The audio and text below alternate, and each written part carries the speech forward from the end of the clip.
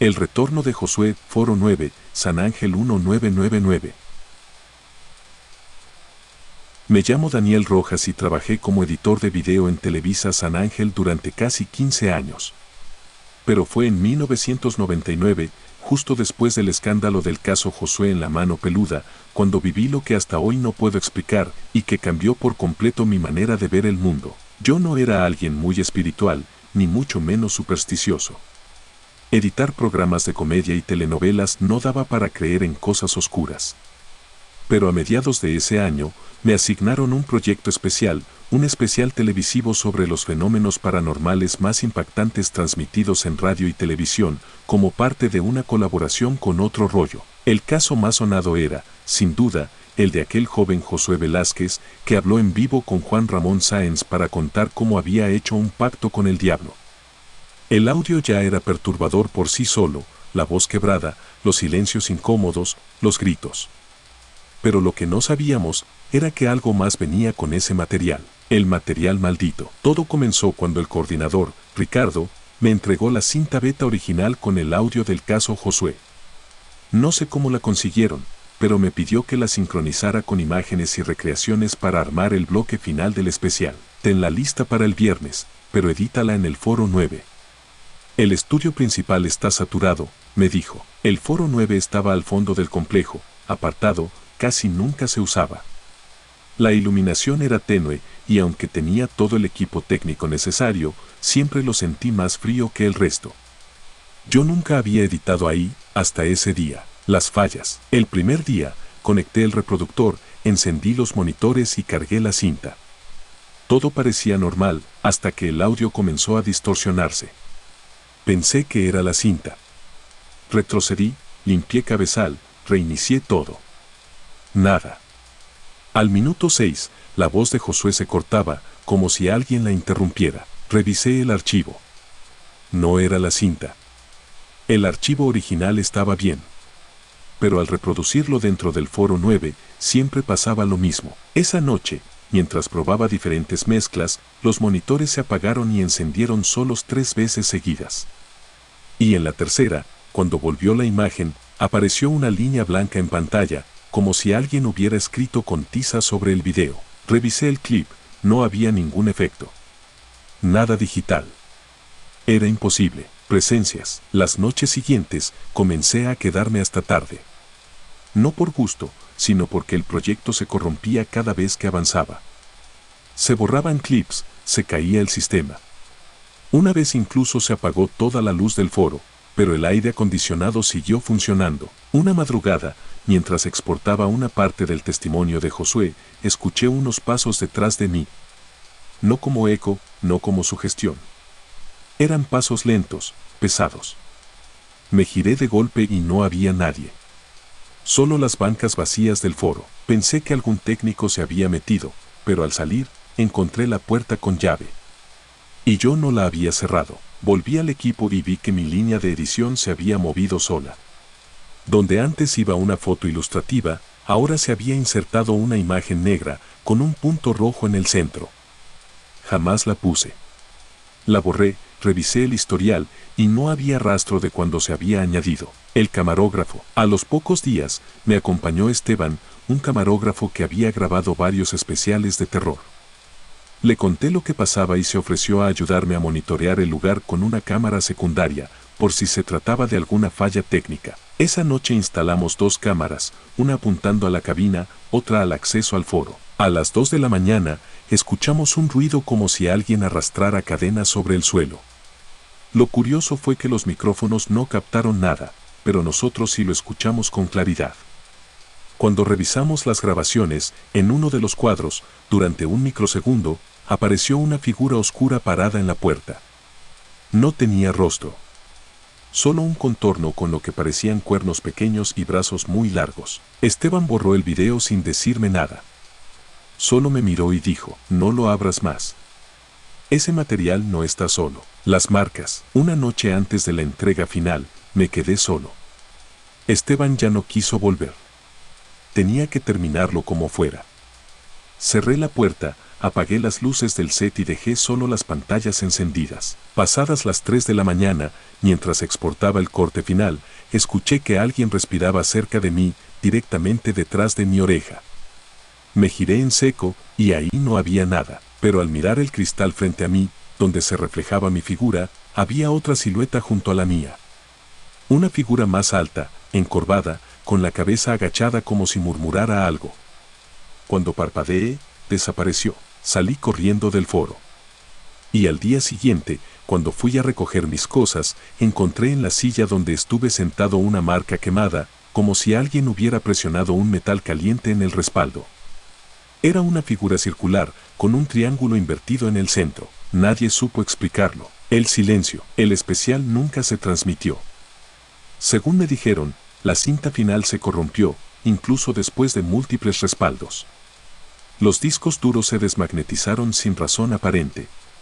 Se canceló la emisión y el caso Josué fue omitido del programa. Poco después, cerraron temporalmente el Foro 9 por mantenimiento eléctrico, pero yo sabía que no era eso. Escuché rumores de otros editores que habían intentado trabajar ahí y que comenzaron a tener pesadillas, sangrados nasales y problemas de insomnio. Algunos incluso pidieron su cambio de sede. Años después, han pasado más de 20 años desde aquello.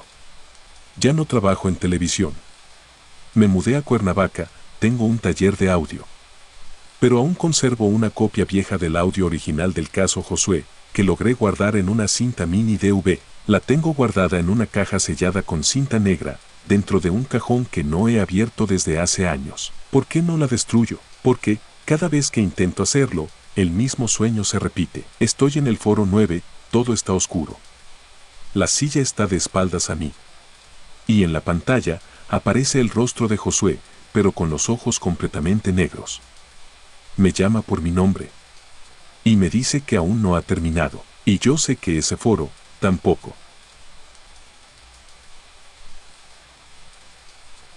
La niña que no salió en cámara, Foro 6, San Ángel 1997.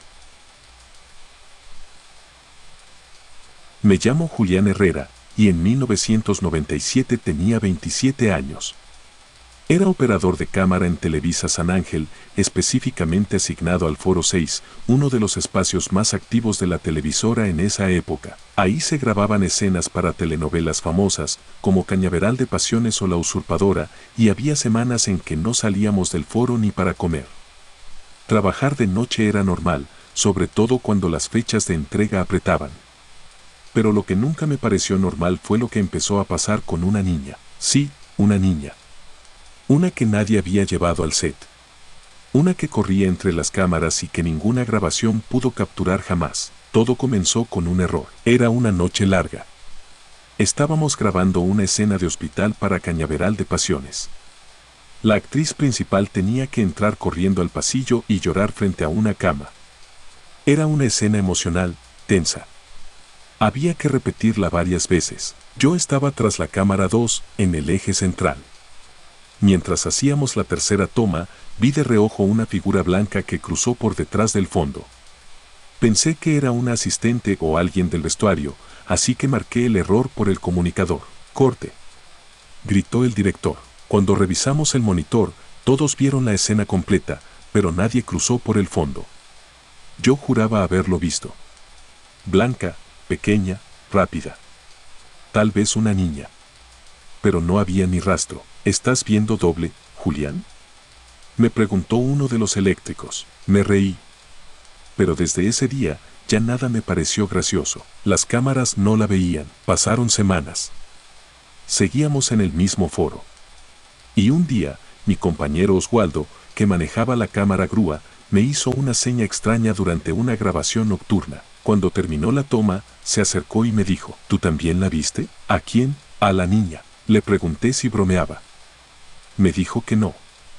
Que durante la escena, justo cuando la actriz subía una escalera falsa del decorado, una niña de cabello negro, con un vestido blanco, bajaba por el otro lado. Ambos corrimos al control para revisar la toma.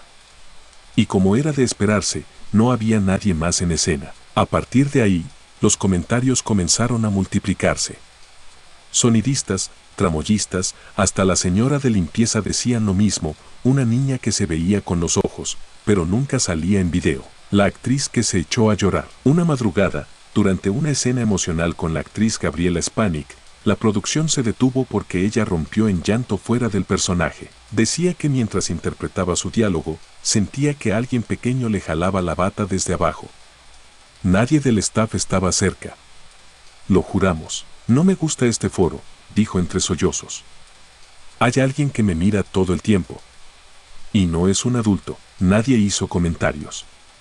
Pero todos nos miramos entre nosotros, sabiendo exactamente a qué se refería. La cámara de seguridad. Hasta que un día uno de los técnicos de CCTV nos llamó a mí y a Oswaldo. Chequen esto, nos dijo, mostrándonos el monitor de vigilancia. La grabación era de la noche anterior. Foro cerrado, sin producción, luces apagadas. Solo el pasillo exterior. De pronto, en una de las esquinas del monitor, una figura pequeña caminaba descalza y giraba la cabeza hacia la cámara, pero el rostro estaba borroso. No como por baja calidad.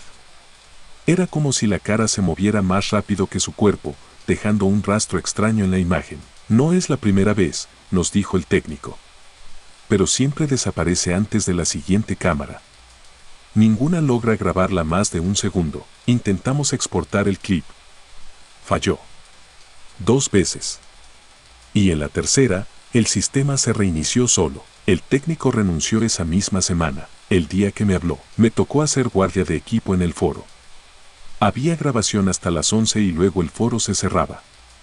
Me quedé solo, revisando que las cámaras estuvieran apagadas y cubiertas. Estaba sentado junto al panel de control cuando escuché pasos sobre la duela. Pequeños, rítmicos, casi juguetones. Me giré de inmediato, y ahí estaba, una niña, tendría unos 7 años. Vestido blanco largo, el cabello sobre el rostro. No caminaba. Estaba parada, mirando directo hacia mí desde el final del pasillo. Intenté hablar, pero mi voz no salió. Solo la vi alzar la mano lentamente y apuntar hacia una de las cámaras. Y dijo algo, no lo gritó. No lo susurró. Solo lo dijo, ¿por qué no me ves? Después, desapareció, así. Sin moverse. Como si alguien hubiera apagado su existencia con un interruptor. Lo que descubrimos. Durante las semanas siguientes, muchos dejaron de aceptar turnos nocturnos en el Foro 6. Yo pedí cambiarme de área, pero el jefe de producción se negó. Así que me dediqué a investigar. Hablé con un viejo intendente, don Rubén, que llevaba más de 20 años en la empresa. Le pregunté si sabía algo. Su respuesta fue rápida. ¿La niña? Sí, todos saben.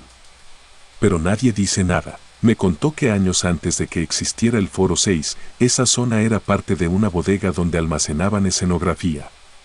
Durante los 70, un incendio afectó parte de esa ala. Los reportes oficiales dijeron que no hubo víctimas, pero don Rubén juraba que una niña se había perdido entre los decorados. Nunca se encontró el cuerpo. Dicen que era hija de una actriz que ensayaba en secreto, dijo. Nadie quería problemas, así que lo ocultaron. A partir de esa fecha, los foros nuevos construidos encima empezaron a tener problemas eléctricos, fallas de audio, cámaras que se dañaban solo ahí, y de vez en cuando, alguien decía haber visto una niña. El último intento. En una madrugada de noviembre, convencí a Oswaldo de instalar una cámara térmica que uno de los técnicos de efectos había prestado. La dejamos grabando durante toda la noche, sin luces, sin nadie en el foro. A la mañana siguiente, revisamos la grabación. Y ahí estaba, una figura pequeña, con silueta clara, parada justo en medio del set. Estaba de espaldas. Pero lo más perturbador era que no emitía calor. Todo lo demás, paredes, cables, luces apagadas, marcaban temperatura. Ella no, solo era un contorno frío, inmóvil, que giró levemente y luego se desvaneció. Intentamos guardar ese clip. Pero la tarjeta SD se corrompió en cuanto la insertamos en la computadora. Nunca recuperamos ese archivo. Renuncia. Poco tiempo después de ese suceso, renuncié. No por miedo. Al menos no del tipo normal. Renuncié porque no soportaba la idea de ver una cámara encenderse sola y preguntarme si ella estaba ahí, mirándome. Mi último día en el foro, me acerqué a la cámara 2. La que usé la primera vez. Pasé mi mano por el trípode y miré hacia el fondo. No vi a nadie, pero en la pantalla negra del monitor apagado, juro por todo lo que soy que vi un par de ojos mirándome de regreso, desde adentro. Y si aún está ahí, no sé si la niña existió en carne y hueso alguna vez. No sé si fue una tragedia silenciada o un espíritu atrapado entre luces, cámaras y escenografías. Lo que sí sé es que las cámaras no la veían. Pero nosotros sí, y eso es lo peor. Porque si no se ve en las grabaciones, nadie podrá probarlo nunca, y ella seguirá ahí, esperando que alguien la vea, aunque sea una sola vez. La voz del apuntador, foro principal de Televisa San Ángel 1998. Me llamo Rodrigo Fuentes. Trabajé como asistente de dirección en Televisa San Ángel desde 1995 hasta el año 2000. A lo largo de esos años vi de todo: actores desmayados en el set, accidentes con cámaras, gritos, lloriqueos de pasillo, pero lo más extraño que me tocó vivir fue con un pequeño dispositivo, el mismo que ayudaba a los actores a no olvidar sus líneas. Un apuntador electrónico, y no era cualquier apuntador. En 1998, mientras grabábamos una de las escenas clave para una telenovela de época, ese aparato empezó a hablar por sí solo, y no precisamente con líneas del guión. El foro principal de Televisa San Ángel era un monstruo de estructura. Techos altísimos, cientos de luces, tarimas, pasillos laterales, camerinos a los lados. Si algo salía mal ahí, costaba tiempo y dinero. Ese año se grababa la novela estelar de las 9, Lágrimas del Silencio. El elenco era de lujo. Las jornadas eran agotadoras. Yo coordinaba ensayos técnicos con cámaras, luces, audio y los benditos apuntadores, que eran unos dispositivos inalámbricos que se colocaban en el oído del actor y recibían texto desde cabina. Era mi responsabilidad que el apuntador se encendiera cuando debía, que no tuviera interferencias y que se apagara después de cada escena. Pero hubo uno en particular que nunca se apagaba. El primer incidente. Todo comenzó durante una escena en la que el actor principal, Luis Alarcón, debía discutir con su hija ficticia. El SAR estaba lleno, cámaras rodando, técnicos atentos, y yo junto a la mesa de control, enviando las líneas por el apuntador como siempre. Todo marchaba bien, hasta que Luis se detuvo a mitad de escena, confundido. Eso no estaba en el guión, dijo, rompiendo el personaje. Todos lo miramos. Pensamos que había improvisado o que estaba cansado. ¿Qué escuchaste?, preguntó el director. Una voz. Me dijo: no es tu hija. Todos nos quedamos en silencio. Yo revisé el apuntador. Estaba en modo espera. No había enviado ninguna línea en ese momento. Nadie más tenía acceso al control. El apuntador, técnicamente, no había emitido sonido, más que un error técnico. La noche siguiente, el mismo apuntador fue asignado a Silvia Robles, la actriz secundaria. Durante una toma en que debía llorar por la muerte de su esposo, se quedó inmóvil, con la mirada clavada en el vacío. Cuando cortamos, dijo en voz baja: me dijeron no llores. No está muerto. Al revisar el aparato, estaba apagado por completo. Sin batería. Empezamos a sospechar que algo andaba mal. El jefe de sonido lo desmontó, lo probó, y lo dejó a un lado, para luego asegurar que una voz le habló mientras lo tenía en la mano. Palabras exactas: tú también lo olvidarás. El apuntador marcado. Decidimos marcar ese apuntador con cinta roja y guardarlo en un cajón con llave, dentro de una caja plástica sellada. Nadie lo usaría más. Durante varias semanas no pasó nada extraño. Seguíamos grabando, con nuevos equipos, nuevos cables, todo bajo control. Hasta que un día, cuando entré al foro temprano en la mañana para hacer revisión de utilería, encontré una silla colocada en medio del set, justo donde la cámara principal iba a posicionarse. Sobre la silla, el apuntador. El de la cinta roja. No había forma de que alguien lo sacara. Ni el productor tenía la llave del cajón. Revisamos cámaras de seguridad. Nadie entró al área entre las 2 y 6 de la mañana. La escena imposible. El director propuso algo arriesgado: grabar una escena usando ese apuntador, a modo de experimento. Asignamos a un actor de relleno, Santiago, que aceptó solo por bromista. Con el set preparado y todos atentos, comenzó la grabación. Santiago debía decir: padre, necesito saber la verdad. Pero lo que salió de su boca fue: no eres mi hijo. Cortamos. Todos lo miramos. Él se quitó el apuntador, sorprendido. Me lo dijo alguien. Lo escuché en el oído, aseguró. ¿Qué voz era? Pregunté. Una voz vieja. Como si hablara despacio. Masculina. Rasposa. No era la mía, ni la del director. Nadie habló. La revisión. Llevamos el apuntador a revisión externa. Un técnico que no conocía el caso lo desarmó y revisó el chip. Lo que encontró nos dejó fríos, una frecuencia extraña grabada en su memoria. Como un residuo de audio que no debería estar ahí. Al reproducirlo, escuchamos apenas un par de palabras, distorsionadas y apagadas. Aún no.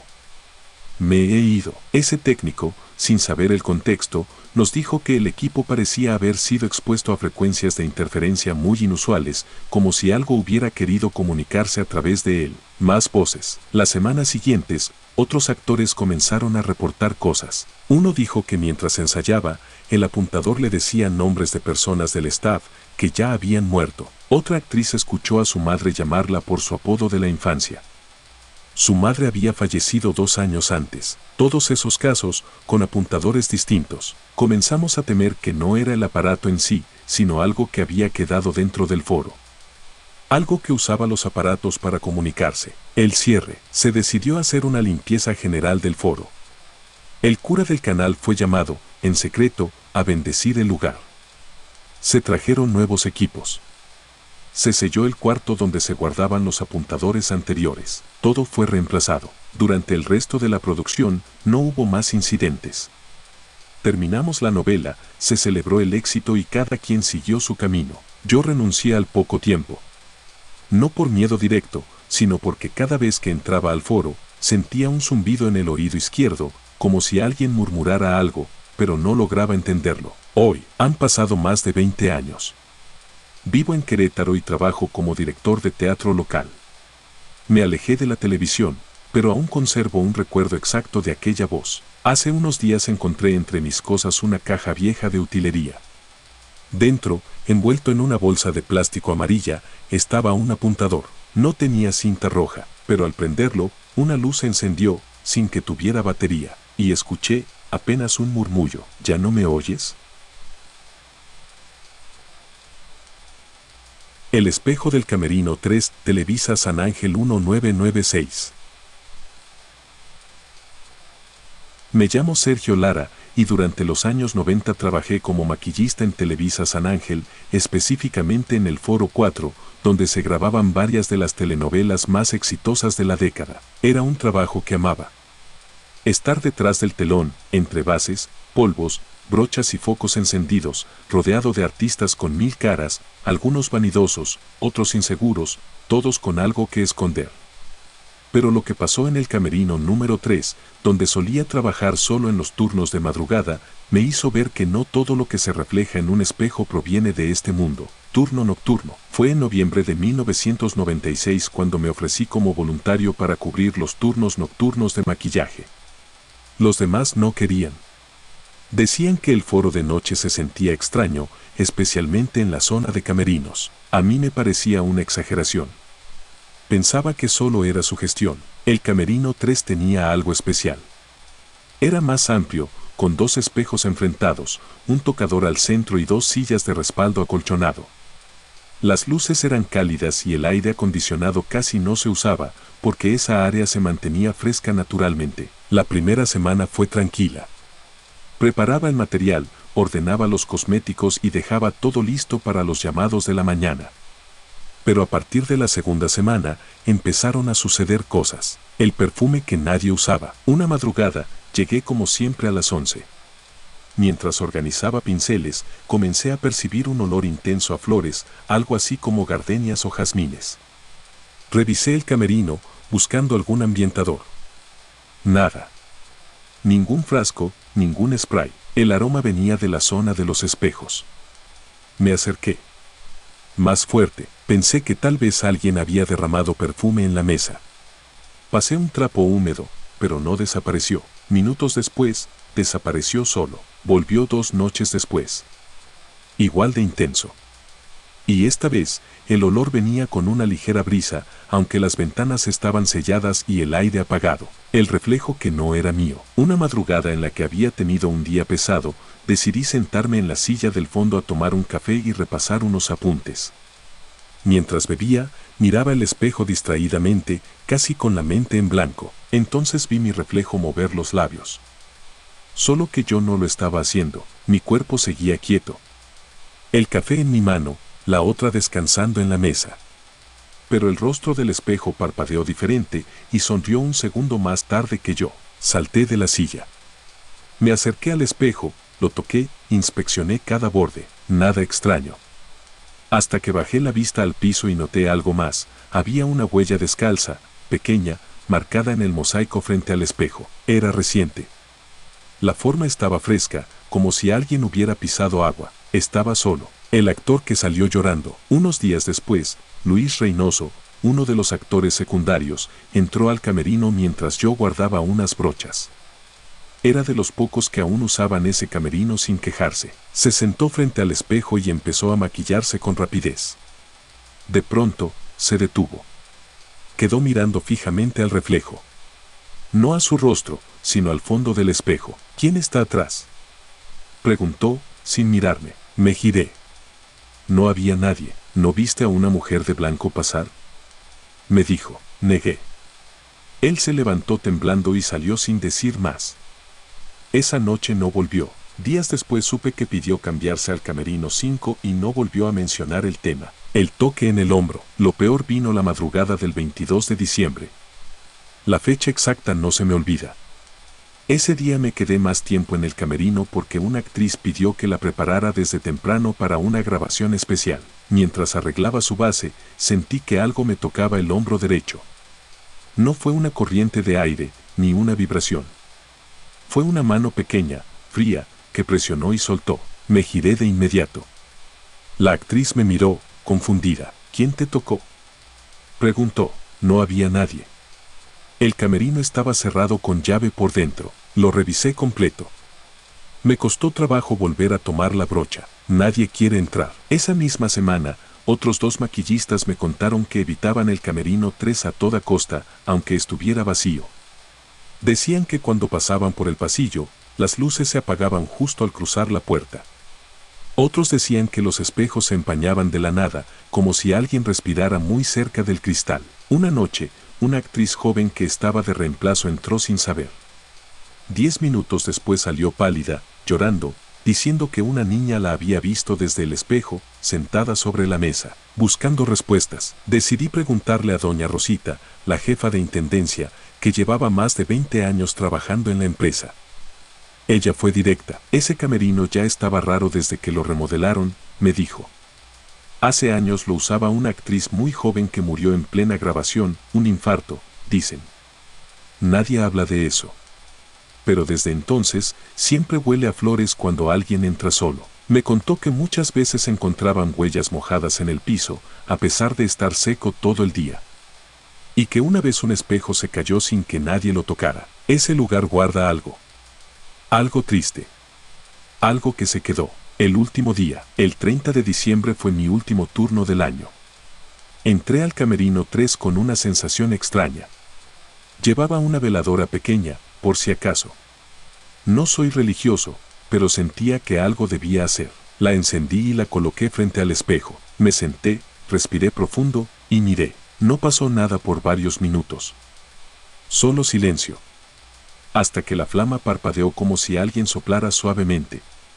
Y entonces vi la figura. Una mujer de cabello largo, muy delgado, con vestido blanco, sentada sobre la mesa detrás de mí, en el reflejo. No me moví. No grité. No reaccioné. Solo la vi levantar una mano y colocar un dedo sobre sus labios. No quería que hablara.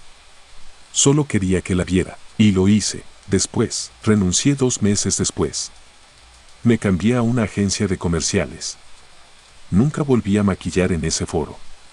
Pero a veces, cuando paso por Televisa en coche y miro hacia los edificios desde periférico, pienso en ella, en la mujer del espejo, en el aroma a flores, en los reflejos que no son tuyos, y en cómo un simple camerino puede convertirse en el umbral entre lo que fue y lo que aún no termina de irse.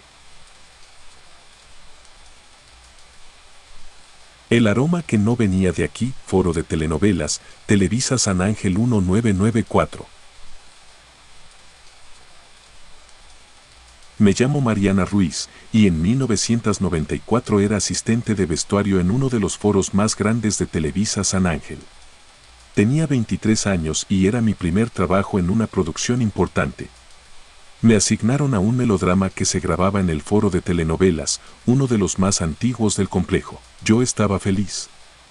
Nunca imaginé que algo tan hermoso como el olor de unas flores podría volverse una señal de que algo no estaba bien.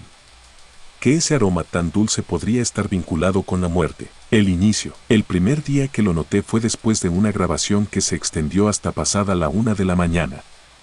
Me quedé más tiempo porque debía planchar algunos vestidos que la actriz principal usaría al día siguiente.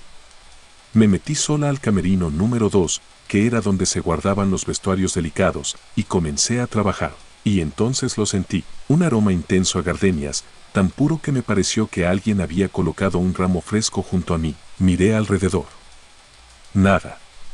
Revisé las repisas, abrí los cajones, hasta inspeccioné si alguien había usado perfume. Pero no. Ni frascos, ni flores, ni químicos. Solo el aire y ese olor. Pensé que sería cosa de un limpiador o que me lo estaba imaginando. Pero al día siguiente, varios del equipo técnico también lo mencionaron. Uno de los eléctricos dijo, otra vez ese perfume raro, igualito al de hace días. Y alguien más respondió sin dudar. Siempre pasa cuando se graba de madrugada. Nadie lo dice, pero todos lo saben. Con el paso de las semanas, noté que nadie hablaba abiertamente del tema, pero todos evitaban quedarse solos en esa zona durante la noche. Un microfonista me confesó que una vez sintió el aroma justo antes de que se fundieran las luces del set, como si alguien pasara entre nosotros y se llevara toda la energía, me dijo. Empecé a prestar atención. Las noches que grabábamos hasta tarde, el olor aparecía después de medianoche. Nunca durante el día. Nunca con el foro lleno. Solo cuando quedábamos unos pocos. Y era siempre el mismo, gardenias, con un fondo ligero de rosas. Dulce, envolvente, imposible de ignorar. La historia de la actriz. Una noche, mientras planchaba en silencio, se acercó a mi doña Tere, una costurera mayor que llevaba más de 20 años en la empresa. Me preguntó si ya había sentido el perfume. Le dije que sí. Me miró con una mezcla de compasión y resignación y me contó algo que hasta entonces nadie había tenido el valor de decirme. Hace muchos años, en ese foro, trabajaba una actriz que todos amábamos. Muy joven. Hermosa. Siempre llegaba perfumada con gardenias. Decía que le recordaban a su mamá. Un día, le tocó una escena en la que debía desmayarse en la iglesia del set. Pero no se levantó nunca más. Le dio un paro. Murió ahí mismo. Yo no supe qué decirle. Desde entonces, continuó, cada que alguien graba hasta tarde, ella vuelve. Las flores invisibles. Un viernes me tocó quedarme sola en el camerino 2. Era poco antes de Navidad y el foro estaba medio vacío. Estaba ordenando las perchas cuando lo sentí otra vez. Pero esta vez no era solo el aroma. Era el sonido de un vestido rozando la pared, como cuando alguien pasa detrás de ti en un espacio reducido. Giré de golpe. No había nadie. Me acerqué al espejo, sin saber por qué. No vi nada extraño, hasta que noté una flor blanca colocada sobre la silla, justo donde minutos antes no había nada. Era una gardenia. Perfecta. Con gotas de humedad. Salí del camerino sin llevarme nada. Me quedé afuera varios minutos, con el corazón acelerado. Volví con el jefe de utilería para que me acompañara. Cuando regresamos, la flor ya no estaba. Una actriz la vio. Unas semanas después, durante una grabación nocturna, una de las actrices jóvenes interrumpió la escena y pidió salir. Estaba pálida. Se sentó en una esquina del foro, temblando. No la vi entrar, dijo. Solo estaba ahí, parada entre los camerinos. Tenía un vestido blanco antiguo. Y olía tan fuerte. Le preguntamos si conocía a alguien del staff con esa descripción. No era del staff, respondió. Era como de otra época. Su mirada era vacía. Esa actriz pidió no volver a grabar en ese foro de noche. El pasillo del aroma. Al poco tiempo, el fenómeno se volvió casi una rutina. A la hora exacta, entre la 1 y las 2:30 de la mañana, el aroma aparecía. Una madrugada, me atreví a seguirlo. Salí del camerino 2, crucé el pasillo, pasé frente al set de la iglesia falsa, y el aroma me envolvió por completo justo frente a la puerta del camerino 1. Toqué. Nadie respondió. Empujé lentamente. Estaba vacío. Solo una silla, un espejo y un pequeño broche oxidado sobre la mesa, en forma de flor. No me acerqué. Solo cerré la puerta y me fui en silencio. El archivo olvidado. Un día, en la oficina del coordinador de producción, encontré por accidente una caja con fotos antiguas del elenco. Revisando por curiosidad, vi una imagen que me hizo detenerme. Era la actriz, la de la historia de Doña Tere. La del perfume de gardenias. Sonreía, con un vestido blanco. En la parte trasera de la foto decía, Set Iglesia, noviembre de 1981. Y al reverso, en lápiz tenue, para siempre contigo, mamá. Ese día entendí por qué el aroma no se iba. Ella no se había ido. Lo último que sentí, mi último año en Televisa fue en 1999. Me cambiaron de foro, a un programa infantil. Nada que ver con telenovelas. Pero antes de irme, quise pasar una última vez por el camerino 2. Lo encontré vacío, como siempre. Las luces apagadas, todo limpio, ordenado. Me senté en la silla frente al espejo, respiré profundo, y ahí estaba el aroma. Suave, envolvente, no me asustó. Esta vez no. Cerré los ojos y le dije en voz baja, gracias por dejarte sentir. Cuando abrí los ojos, sobre el tocador, junto a mis manos, había una sola flor blanca. Recién colocada, no la toqué. Solo me levanté y salí, no volví más. Hoy, cada vez que paso por una florería y percibo el aroma de las gardenias, no puedo evitar sonreír y recordar que hay presencias que no se manifiestan con ruidos o sombras. A veces solo quieren que las recordemos con lo más bello que dejaron atrás. Un aroma que perdura incluso más allá de la muerte. La última entrada del Señor del Sombrero, Foro de Comedia, Televisa San Ángel 1995. Mi nombre es Héctor Valverde, y durante los años 90 trabajé como velador nocturno en Televisa San Ángel. Me tocaba cuidar los pasillos del área de comedia, donde se grababan programas como Derbez en Cuando, Al Derecho y Al Derbez, y repeticiones de Chespirito. Era un trabajo tranquilo. Monitorear cámaras, hacer rondas cada hora y evitar que algún curioso se colara. Pero en el Foro 12, el que muchos llamaban el Foro Fantasma de los comediantes retirados, viví algo que aún me cuesta explicar. Lo que voy a contarte ocurrió en septiembre de 1995. Y desde entonces, nunca volví a mirar un sombrero igual. Algo se movía. Esa noche era como cualquier otra. Había terminado mi primera ronda. Todo estaba apagado. Las luces del foro estaban en su modo de ahorro, apenas un par de bombillas de seguridad encendidas. Caminé por el pasillo principal con mi linterna, saludé al guardia de entrada y regresé para sentarme frente al monitor de cámaras. Fue ahí donde lo vi por primera vez. Una silueta cruzó lentamente el pasillo del Foro 12. Alta, delgada, con lo que parecía un sombrero clásico y un abrigo largo hasta las rodillas. Pensé que era un actor despistado o un técnico borracho que había regresado por su mochila. Agarré mi radio, pedí apoyo y me dirigí al foro. La puerta estaba cerrada, pero sin candado. La empujé con cuidado. Adentro, nada. Solo los escenarios a medio desarmar y los vestuarios colgados. Caminé con la linterna por el corredor que da a camerinos. Nadie. Me acerqué al set del sketch de la fondita y busqué detrás de los biombos. Silencio. Pero cuando giré hacia la entrada principal, vi la misma figura cruzando de nuevo, esta vez del otro lado del foro, caminando con paso lento, sin voltear. Me apuré, crucé directo, y cuando llegué al punto donde lo había visto, no había nadie. Las cámaras no ayudaron. Volví a la oficina de vigilancia. Retrocedí el video. Vi el momento exacto en que apareció en pantalla, una figura alta, masculina, con sombrero y saco oscuro. Pero cuando la cámara giraba ligeramente, como si el sensor lo siguiera, la figura desaparecía en un solo cuadro, como si se esfumara. Sin correr. Sin esconderse. Simplemente, ya no estaba. Pasé en pausa cuadro por cuadro. Y descubrí algo peor. La silueta no proyectaba sombra, a pesar de que las luces del pasillo lo hacían con todo. El segundo encuentro. La siguiente semana no hubo reportes. Nada extraño. Hasta que otro velador, Gerardo, me contó algo sin que yo dijera una palabra. Vi a un tipo anoche. Alto. Bien vestido. Como actor de antes. Me saludó y luego cruzó el foro hacia la nada. Le pregunté si llevaba sombrero. Me dijo que sí, que le pareció raro. Que no escuchó sus pasos, pero sí el roce del saco contra el piso. Y que cuando intentó seguirlo, el pasillo ya estaba vacío. Comparamos las horas. Eran casi idénticas, 2:43 de la mañana. ¿Quién era? Decidí preguntar. Le comenté lo que vimos a un técnico ya jubilado que vino una tarde por sus papeles. Se quedó en silencio un momento. Y luego dijo, ese foro, antes era el set de don Aurelio. ¿Quién? Aurelio de la Peña, actor de comedia de los años 50. Grabó ahí sus últimos sketches antes de morir. Siempre iba bien vestido, sombrero de ala corta y un saco largo gris.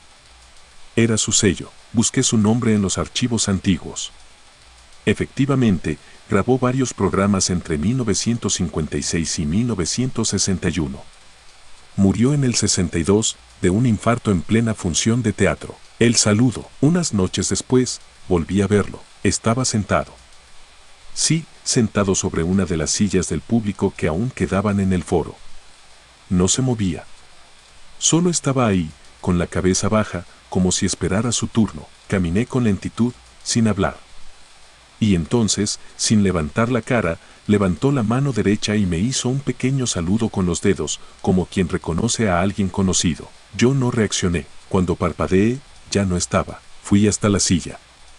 Estaba tibia, como si alguien la hubiera ocupado segundos antes. Una aparición o algo más. Después de eso, los fenómenos comenzaron a intensificarse. Las puertas se abrían sin razón. Las luces del foro se encendían solas, y los monitores de vigilancia parpadeaban cuando el reloj marcaba las 2:43. Una madrugada, el guardia de entrada vio la sombra de un hombre reflejada en el vidrio principal, aunque no había nadie frente a él. Yo empecé a escribirlo todo. Cada aparición. Cada hora. Cada lugar exacto. Siempre lo mismo, el mismo foro, misma silueta, mismo recorrido, pero nunca decía una palabra. Nunca corría. Nunca miraba atrás. Solo caminaba. La última función, la última vez que lo vi fue un 3 de octubre. El foro estaba desarmado por completo. Íbamos a cerrarlo para una remodelación. Yo pasé por última vez a dejar un cable enrollado. Todo estaba vacío, y ahí estaba, parado al centro del foro, donde antes estaba el escenario. El sombrero cubría parte de su rostro. Las manos quietas. El saco casi hasta el suelo. Me acerqué un poco, con respeto. No sé qué me impulsó, pero le dije, ¿usted busca algo? No contestó. Solo levantó la vista un segundo.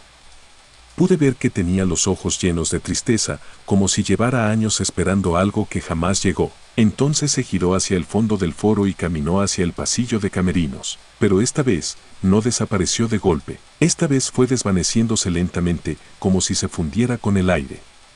Como si por fin se permitiera irse. Epílogo. Desde entonces, nadie más lo ha visto.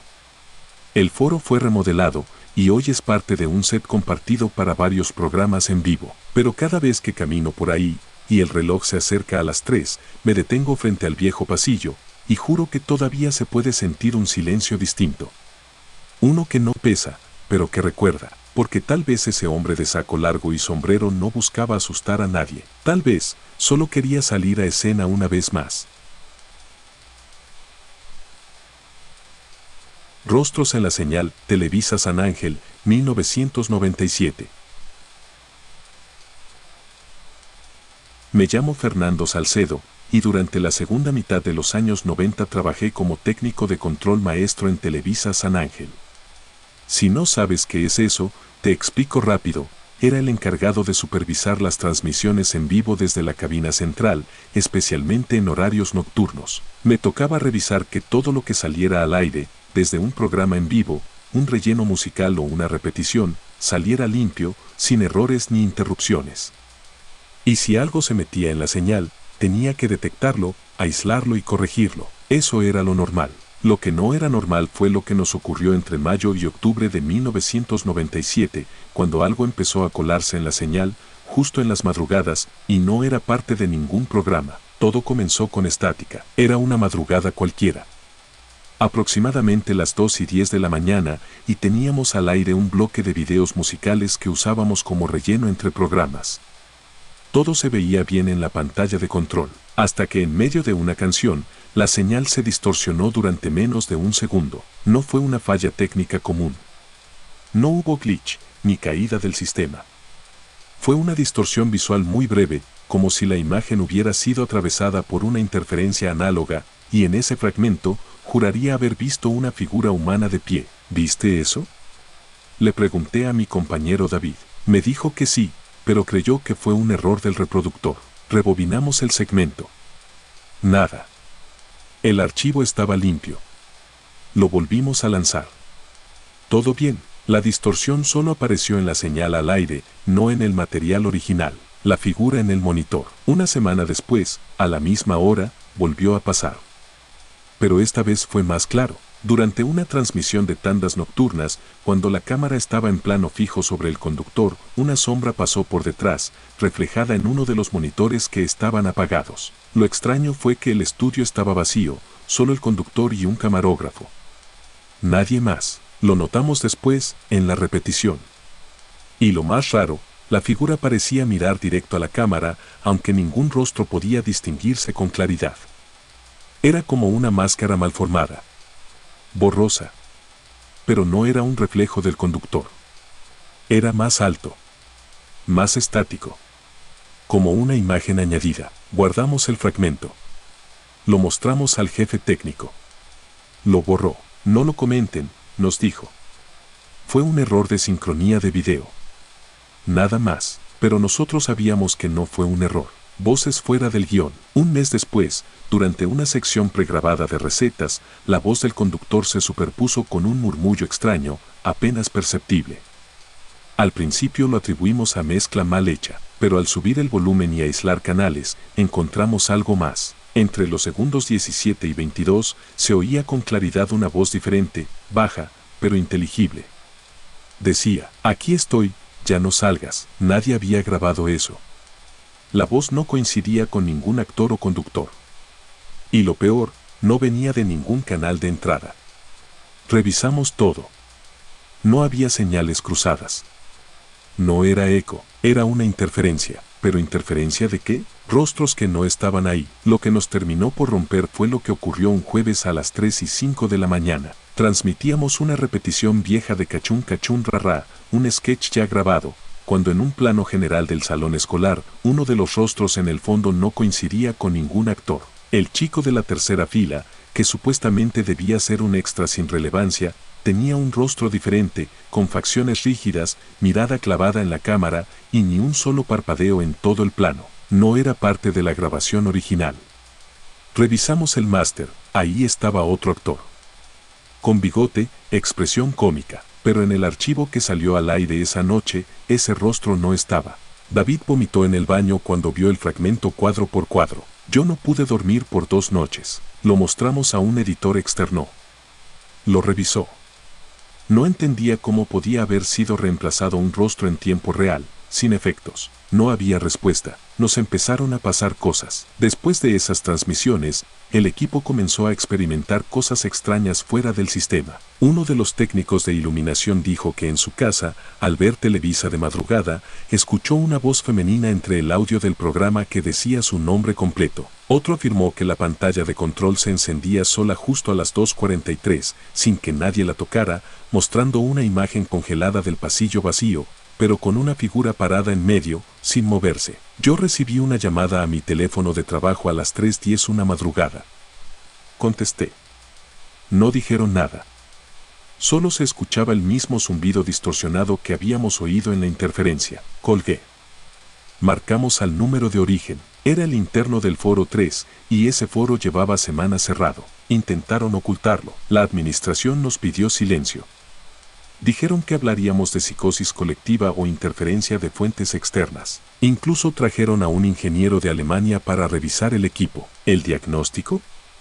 Todo estaba perfecto, pero esa misma noche, cuando él hizo su revisión en vivo, la pantalla se apagó y encendió con una imagen distorsionada, como si fuera una grabación en VHS vieja, y al fondo, entre líneas cruzadas, un rostro en blanco y negro apareció por 3 segundos. Nadie hablaba, solo observábamos. El ingeniero pidió regresar a su país al día siguiente. No firmó el informe. La última interferencia. Una madrugada de octubre, estábamos transmitiendo un segmento sin importancia.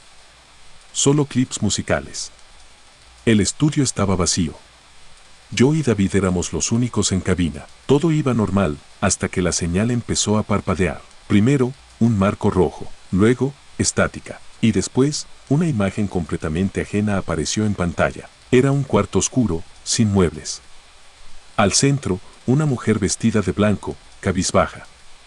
No hablaba. Solo respiraba, de manera pesada, casi como si tuviera dolor. Duró 5 segundos, y desapareció. La transmisión volvió al clip musical sin interrupciones. No estaba programado, no venía de ninguna fuente interna, y jamás se volvió a repetir. Después, pedimos salir del turno nocturno. David renunció ese mismo mes. Yo pedí cambio a control de materiales, pero las preguntas quedaron abiertas. ¿De dónde venían esas imágenes? ¿Cómo se insertaban solo en vivo? ¿Y quiénes eran esas figuras que aparecían solo en la transmisión y no en los masters originales? Jamás hubo respuesta, solo advertencias de no hablar. Años después, me encontré con uno de los viejos ingenieros que estuvo ahí en esos tiempos. Tomando un café me dijo, con una voz baja, ¿sabes lo que creo? ¿Qué? Le respondí, que hay espacios donde las ondas no solo transmiten señales de aquí. A veces, abren otra cosa. Desde entonces, no vuelvo a ver televisión de madrugada. No es por miedo, es por precaución. La silueta del domingo, foro del programa Siempre en Domingo, Televisa San Ángel, 1994. Me llamo Carlos Méndez y fui técnico de iluminación en Televisa San Ángel durante más de 10 años. En 1994, me asignaron al programa más importante de los domingos, ese que paralizaba al país cada semana, Siempre en Domingo, conducido por Raúl Velasco. Estar ahí era un privilegio. Todos querían formar parte del equipo. Pero lo que casi nadie sabía es que los ensayos sin público, los que ocurrían entre semana, tenían un espectador que nadie había invitado. Uno que nunca aplaudía, nunca se movía, y que desaparecía cuando alguien se acercaba. El primer ensayo fue un martes por la tarde. Ensayábamos una entrada musical con un grupo nuevo. Yo ajustaba los reflectores del fondo, revisando los rebotes de luz sobre las gradas vacías. Las luces de público estaban apagadas, pero el foco central seguía encendido, y entonces lo noté, una figura parada entre las gradas del lado derecho. Inmóvil. Sin moverse, sin agacharse. Solo, de pie. Como si esperara algo. Pensé que era un extra o un bailarín adelantado. Bajé del andamio y fui a buscarlo. Subí las escaleras una a una. Silencio total. Cuando llegué al sitio exacto, no había nadie. El segundo vistazo. Esa noche no dije nada. Pensé que me había confundido con alguna sombra. Pero al día siguiente, durante el ensayo general, volví a verlo. Esta vez, desde la cabina de control, mientras ajustábamos las luces traseras. En el monitor de circuito cerrado, la figura estaba parada otra vez, entre las butacas vacías, oscura, delgada, sin rostro aparente. ¿Quién está parado allá? Pregunté por el intercomunicador. ¿Dónde? No hay nadie, respondió uno de los asistentes. Me acerqué al monitor, apunté con el dedo, y justo en ese instante, la imagen parpadeó y la figura desapareció. El operador de cámara lo vio. A la tercera semana, Martín, uno de los operadores de cámara más antiguos, se me acercó con cara seria. Tú también lo viste, ¿verdad? Le dije que no sabía de qué hablaba. La figura. El que se para allá arriba. Siempre a la misma hora. Le pregunté si sabía quién era. No es nadie de producción. Lo he visto desde el 91. Pero nunca baja. Nunca se mueve. Solo observa. Dijo que al principio pensaba que era alguien del staff, pero nunca coincidía con nadie. Que incluso lo grabó una vez sin querer. Le pedí ver el video. El video. Lo revisamos en su casa, porque el video no estaba en ningún sistema oficial. Lo había grabado directo desde la salida de cámara a un VHS personal. Era un ensayo de grupo musical. Tomas generales, plano de escenario, y luego un paneo hacia las gradas vacías. Ahí estaba, una silueta negra, perfectamente quieta, parada en medio de un bloque de butacas vacías. No tenía rostro. Tampoco se notaban detalles en la ropa. Solo era una forma humana, oscura, que contrastaba con el entorno. Pero lo peor fue cuando el plano regresó a la banda y luego volvió a las gradas. La figura ya no estaba, no se fue caminando. No se inclinó. Simplemente desapareció. Los rumores. Con el tiempo, me enteré de que no era el único que lo había notado. Un asistente de escenografía aseguraba que escuchaba pasos en las gradas durante los ensayos nocturnos.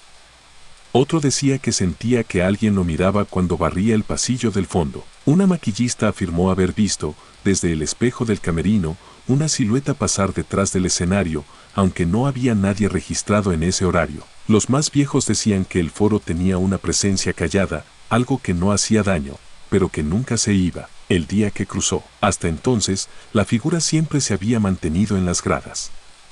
Nunca bajaba. Nunca se acercaba. Hasta ese jueves. Era un ensayo con luces tenues. Solo algunos técnicos estábamos presentes. Yo ajustaba un filtro lateral cuando vi, de reojo, una sombra cruzar lentamente el pasillo central del foro, como si bajara del público hacia el escenario. No hice ruido.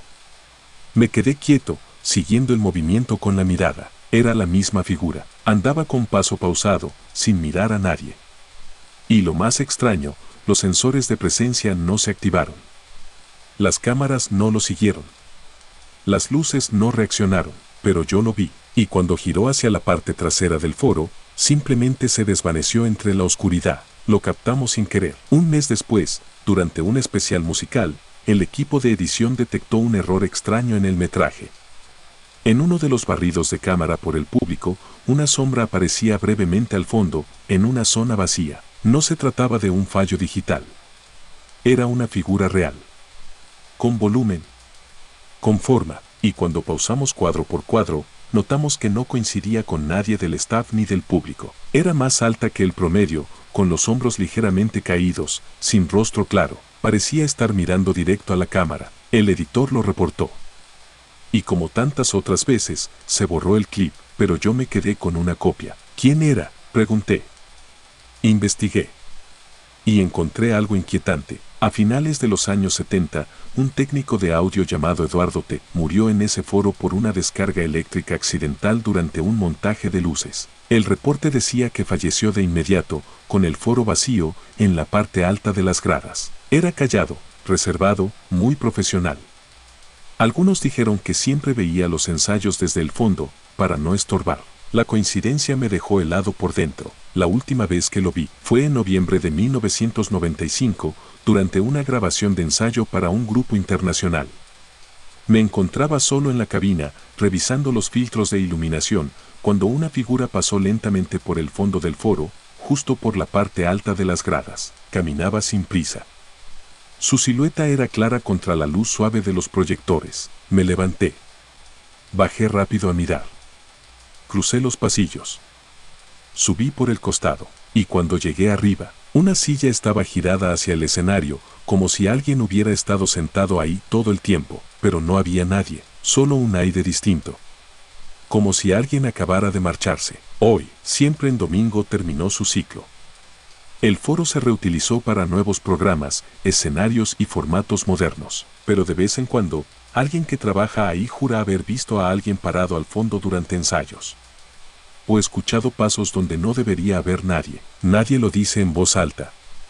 Pero todos lo saben, que hay alguien que nunca dejó ese foro, alguien que tal vez solo quería seguir trabajando en lo que más amaba. Muchas gracias, te invito a suscribirte y darle like si quieres más historias.